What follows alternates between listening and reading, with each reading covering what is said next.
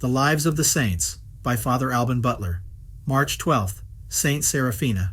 The old village of San Gimignano in Tuscany preserves with special veneration the memory of Saint Seraphina, or Fina, a young woman whose cause for canonization was founded on the perfect resignation with which she accepted bodily suffering.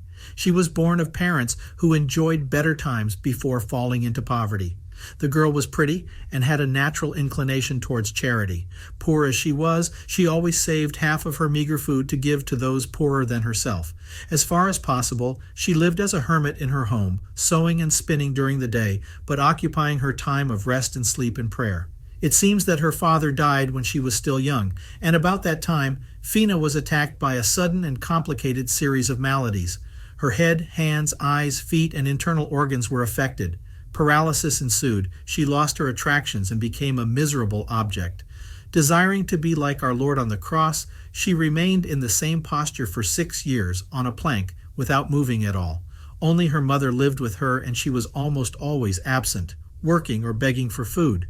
In spite of her terrible sufferings, Fina never complained. She remained motionless and serene. With her eyes fixed on the crucifix, she repeated, "It is not my wounds that wound me, O Christ, but yours." A new blow fell upon her.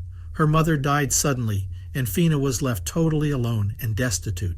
With the exception of her faithful friend Beldia, no one else saw her, and she depended solely on the alms that the poor neighbors occasionally gave her without ever approaching her because of her repulsive sores.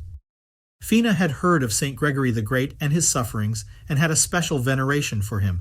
She used to pray that he, who had been so sorely tried by illness, would intercede with God that she might have patience in her affliction.